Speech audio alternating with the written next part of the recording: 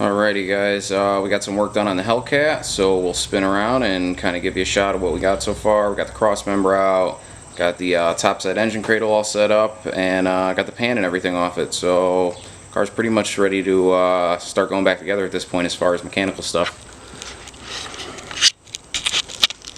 Take a look at this cross member. You can see it's still all bent up. Get a little bit better shot at it now, just see how unsquare it is. Got the mounts all off it. If you saw the previous video, you remember me talking about being concerned with the control arm hardware for the lower control arms, just because the cross member was bent up against it all. So I elected to drop the whole cross member with the arms still attached. Topside engine cradles in place to hold the front side of the motor. These cars don't exactly have a great location to brace off of, given the supercharger sits so high and the side of the fenders doesn't exactly give you a very even spot. So we ended up coming down here off the top of the water pump. There's a pretty big stud, pretty substantial stud actually, that comes off one of the brackets. So we got the front side of the motor brace there. This whole, what was left of that bumper ended up coming off the car, just to make sure that we had pretty good support in place. There's a lot of plastic in there. Obviously you don't want to support the motor on plastic, you want it on the radiator support. Kind of go underneath the car. We got the pan and everything all off. Got a floor jack to support the rear, kind of the bottom of the bell housing, just to kind of get even support front and back between the topside engine cradle.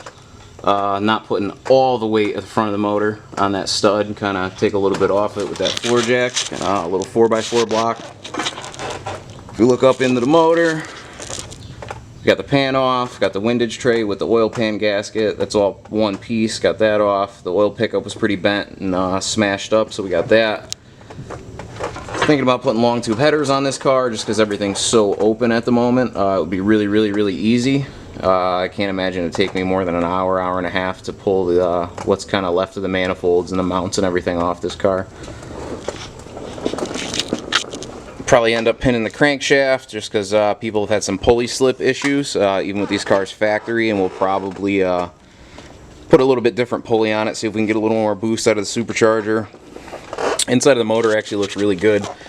Can't really see it on camera, but if I shine a flashlight up in there, you might be able to catch a glimpse of some of the cam lobes. Yeah, not really.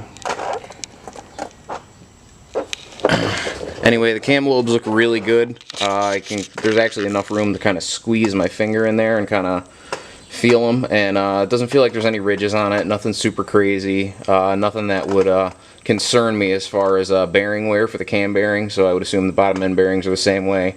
There's actually we pulled the oil filter off the car, and there was actually quite a bit of oil still in it. When we pulled the pickup tube down, there was a lot of oil that was dripping out of that. So I don't think the motor was starved for oil at any point in time. And yeah, that's pretty much where we're at now. Ended up talking to the dealership. They were pretty good with parts, but it was still just outrageously expensive. We ordered the cross member, ordered the oil pan gasket, pickup tube, O-ring, and the actual lower radiator support tie bar. All that stuff from the dealer was like $3,700. I ended up getting it online, significantly cheaper, even with shipping for the big old cross member. I mean, that's a pretty substantial piece of steel. Also got the front tension bars and the lower control arms for everything. I think even with shipping, we were like $1,100 and some change. I think it was like $1,177. So about half price of the dealer at all Mopar new old stock parts, group1autoparts.com. We've used them a couple different times for some flood vehicles we've actually redone. Obviously, to get the bumper off, we had to pull the rest of this side of the inner splash shield out. Overall, it really wasn't too bad. So at this point, it's pretty much hurry up and wait until we get parts start to show up, and then we can kind of start putting this car back together, get it on the ground, get it fired up. See if there's any other issues with it as far as transmission issues. We'll probably change the fluid while we're under there. And then it can go to the body shop for paint and body work. So I'll keep you guys posted.